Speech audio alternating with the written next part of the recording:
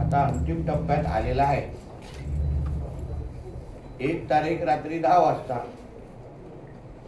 हा प्रचार संपणार आहे आणि 2 डिसेंबरला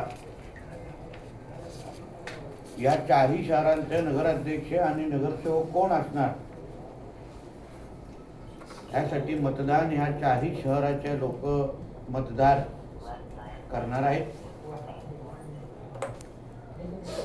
आणि जसं मी पहिल्या दिवसापासून मी सातत्याने सांगत आलेलो आहे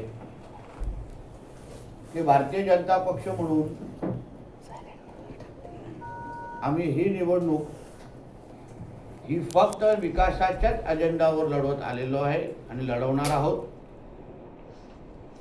आणि आमचे नेते मंडळी असो, आमचे कार्यकर्ते असो, आमचे उमेदवार असो, हे सगळेजण तुम्ही गेल्या 10-11 दिवसाची कुठल्याही पत्रकार परिषद बघा, आम्ही फक्त विकास, आम्ही ह्या सगळ्या शहरांमध्ये काय करणार आहोत, कुठला करणार आहोत, कुठल्या प्रकल्पांना प्राधान्य देणार आहोत, या सगळ्याच बाबतीमध्ये आमची भाषणं होत आहेत, आमचे इंटरव्ह्यू होत आहेत, आम्ही मतदारांशी संवाद साधतोय. आमचे सगळे उमेदवार नगराध्यक्षाचे असो किंवा नगरसेवकांचे, हे सगळे आमच्या भारतीय जनता पक्षाच्या सगळ्याच कार्यकर्त्यांबरोबर घेऊन मतदारांपर्यंत डोर टू डोर ही पोचत आहेत. छोट्या मोठ्या कॉर्नर सभा होत आहेत. प्रदेश अध्यक्ष आदरणीय रवी चव्हाण साहेब त्यांचा दौरा झालेला आहे आणि पालकमंत्री म्हणून मीही जनतेशी संवाद साधण्याचं काम मी माझ्या माध्यमातून करतोय. सावंतवाडीला जो सुंदरवाडी हा जो काय एक नाव आहे, ओळख आहे, ती ओळख अजून भक्कम करण्याचं काम आमच्या नगराध्यक्षाच्या उमेदवार श्रद्धाताई आणि त्यांची पूर्ण टीम त्यांच्या नेतृत्वात खाली होणार. आणि त्यासाठी आदरणीय मुख्यमंत्री देवेंद्र फडणवीस साहेब, पालकमंत्री म्हणून मी स्वतः, खासदार म्हणून स्वतः राणे साहेब, आम्ही सगळेचे सगळे सत्तेचे प्रतिनिधी म्हणून जे अधिकार आम्हाला सगळ्या जणांना निधी वाटपाचा असो किंवा विकास करण्याच्या दृष्टिकोनातून असो, ही सगळीची सगळी ताकद आम्ही श्रद्धाताईंच्या मागे आणि आमच्या सगळ्याच उमेदवारांच्या मागे उभी करणार आहोत. सावंतवाडीकरांनी आम्ही कळकळीची विनंती परत एकदा ह्या निमित्ताने करणार आहे की जो काही आमच्या प्रतिस्पर्धीकडून जो प्रचार सुरू आहे आणि आमचा प्रचार जो सुरू आहे त्याची तुलना मतदारांनी करावी. आम्ही विकासाबद्दल बोलतोय, आम्ही मतदारांना केंद्रबिंदू ठेवतोय, आम्ही मतदारांच्या भविष्याबद्दल बोलतोय, पण असा कुठलाही विषय आमच्या प्रतिस्पर्धीतून घेतला जातोय का, या बाबतीमध्ये सावंतवाडीकरांनी फार बारकाईने मतदार म्हणून विचार करावा. आम्हाला सिंधुदुर्गाचं आणि या 4ही शहरांमधलं वातावरण, जसं मी आपल्या सगळ्यांना शब्द दिला होता की आम्हाला खराब व्हायला द्यायचं नाही, आम्ही खराब करणार नाही, आम्ही अतिशय जबाबदारीने भारतीय जनता पक्ष म्हणून आणि राज्यात महायुतीचे प्रमुख पक्ष म्हणून आणि देशात एनडीएचे, भारतीय जनता पक्षाच्या नेतृत्वाखाली असलेल्या एनडीएचं आमच्या नरेंद्र मोदी साहेबांचं सरकार असल्यामुळे आम्ही अतिशय जबाबदारीने कुठल्याही टीका टिप्पणीमध्ये न पडता फक्त विकास हाच एकमेव अजेंडा घेऊन आम्ही सगळेजण काम करतो आहोत.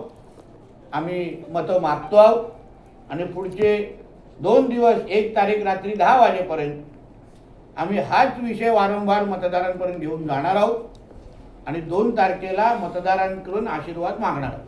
धन्यवाद. नितेशजी, सिंधुदुर्ग जिल्ह्यातली आताची सगळ्यात मोठी बातमी अशी आहे की आपले थोरले बंधू आणि शिवसेना आमदार निलेश राणे यांच्यावर गुन्हा दाखल झालेला आहे. भाजप पदाधिकाऱ्याच्या घरात घुसल्याप्रकरणी हा गुन्हा दाखल झालेला आहे. तुमची प्रतिक्रिया काय? मला असं वाटतं, मी पहिला ही पत्रकार परिषद सुरू असताना मी तुम्हाला सुरू केल्यावर सांगितलं, आम्ही ही निवडणूक विकासाच्या अजेंडावर लढवतो आहे.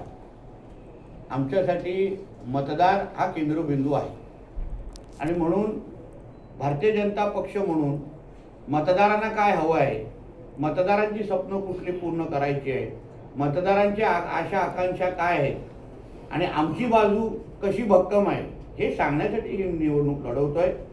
निवडणूक आयोगाने काय करावं, पोलीस खात्याने काय करावं हे सांगण्यासाठी ही आमची निवडणूक नाही किंवा आम्ही लढवत नाही. आजची पत्रकार परिषद पण भारतीय जनता पक्षाचा एक नेता म्हणून, कार्यकर्ता म्हणून माझ्या सर्व सहकाऱ्यांबरोबर परत एकदा मतदारांना साथ घालणं, परत एकदा मतदारांसमोर आमची बाजू मांडणं या दृष्टिकोनातून ही घेतलेली पत्रकार परिषद आहे. तुम्ही आमदार दीपक केसरकरांबद्दल म्हटलं होता की त्यांचा छोटा पाठिंबा तुमच्या सोबत आहे. ते म्हणतात की असं काहीतरी मी बरा नसताना माझ्याबद्दल गैरसमज पसरवणं चुकीचं आहे आणि लोकांकडून भावनिक मतदान घेणं. मला असं म्हणणं आहे की आजारपण आणि निवडणुकीचा काय संबंध हे मला पहिले सांगा. संबंध मला असताना मला कोणीतरी विश्लेषण करा किंवा मला समजवा, माझ्या ज्ञानात भर टाका. कोण आजारी आहेत, बरे आहेत, प्रत्येक बरेच राहावेत अशी आमची सगळ्यांची अपेक्षा आहे. फक्त मुद्दा माझा एवढंच आहे की जे प्रश्नाचं मी म्हणून उत्तर दिलेलं आहे, श्रद्धाताईंच्या उमेदवारीला राजघराण्याने केलेलं आमच्या सावंतवाडीमध्ये जे काही योगदान दिलेलं आहे, आमच्या लखमराजेजींनी जे पत्रकार परिषद घेतली त्याच्यामध्ये त्यांनी स्पष्ट आपली भूमिका राजघराण्याचे एक सदस्य म्हणून केलेली आहे. उद्या राजघराणं म्हणून सावंतवाडीमध्ये जसा आत्तापर्यंत सुंदरवाडीचा पूर्ण प्रवास हा राजघराण्याच्याच आशीर्वादाने होत आलेला आहे, तसेच पुढचाही प्रवास अजून चांगला करण्याच्या दृष्टिकोनातून राजघराणंच त्याच्यामध्ये चांगली केंद्रस्थानी असणार आणि प्रत्येक बाबतीमध्ये ते सहकार्य करणार. आता यावर आदरणीय दीपक केसरकरजींनी सांगावं की राजघराणे जे बोलत आहे त्याला मला पाठिंबा नाही. माझ्या प्रश्नाला टोलवाटोलवी करणं म्हणजे प्रश्नाला उत्तर देणं आणि आजारपणाचं कारण बाहेर आणणं असं नाही. केसरकरजी बरे व्हावेत, असे अतिशय ठणठणीत व्हावे अशी आमची सगळ्यांची अपेक्षा आहे आणि होतीलच. दुसरं साहेब त्यांनी असं म्हटलंय की आपला राजकीय अस्तित्व संपवण्याचा काही विरोधकांकडून कट रचला जातोय आणि त्याला सावंतवाडीकरांनी नितेशजी त्यातलंच एक विधान आहे. काल दीपक केसरकर असं जाहीर सभेत म्हणाले की नारायण राणे यांचं सिंधुदुर्गातलं राजकीय महत्व कमी करण्यासाठी कट रचला जातो आहे. हे कोण म्हणतात? दीपक केसरकर म्हणत आहेत आणि तुमच्या किती लोक बघा हसतायत. नाही, दीपक केसरकरजींनी असं सांगावं की राणे साहेबांचा संपवण्याचा कट रचला जातो हे दीपक केसरकर साहेब म्हणतायत.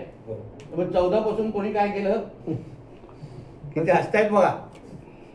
2014 पासून कोणी सुरुवात केली राणे साहेबांच्या विरोधात दहशतवाद हा विषय कोणी चुकीची त्यांची प्रतिमा खराब केली. 14 पासून ते 24 पर्यंत हा जो काही प्रवास राणे साहेबांचा आणि राणे कुटुंबाचा झालेला आहे त्याची सुरुवात कोणी केली 2014ला. तुम्ही ज्येष्ठ पत्रकार आहात, तुम्हाला माहिती आहे 14ला काय झालं. कोणी निलेश राणे साहेबांच्या विरोधात पहिला शेंडू ठोकला 2014ला खासदार ते असताना लोकसभेला. आणि तेच म्हणतायत, म्हणून हसायला आलं, तेच म्हणतायत की राणे साहेबांना संपवण्याचा कट रचला जातोय. अहो, भारतीय जनता पक्षाने सन्मान्य राणे साहेबांना जो सन्मान दिला, भारतीय जनता पक्षाने जो राणे साहेबांबरोबर आज पूर्ण राणे साहेबांना जे काही ताकदीने उभं केलेलं आहे, आज भारतीय जनता पक्ष नसता तर राणे साहेबांनी ही पूर्ण ताकद उभी राहिली नसती. तेव्हा हेच सगळे विरोधात होते राणे साहेबांना संपवण्यासाठी. पण भारतीय जनता पक्ष आमच्यावर उभं राहिला. भारतीय जनता पक्षाने मान सन्मानाने साहेबांना पक्षामध्ये घेतलं. भारतीय जनता पक्षाने साहेबांना खासदार बनवलं. भारतीय जनता पक्षानेच आम्हा लोकांना, आम्ही असो, आमचे सहकारी असो, आम्हाला बरोबर घेतलं, आशीर्वाद दिला, प्रत्येकाला पदं दिली, मला आमदार केलं, मला मंत्री केलं, सन्मान्य राणे साहेबांना केंद्रीय मंत्री केलं. ह्याच भारतीय जनता पक्षाने केलं, ह्याच आदरणीय नरेंद्र मोदीजींनी केलं, ह्याच आदरणीय अमित शाह साहेबांनी केलं, ह्याच आदरणीय आमच्या फडणवीस साहेबांनी केलं, ह्याच आदरणीय रवी चव्हाण साहेबांनी केलेलं आहे. तेव्हा नाही आलं यांच्यातलं कोण. भारतीय जनता पक्षाने तर ह्या सगळे हे दिवस आम्हाला दाखवलेले आहेत आणि आज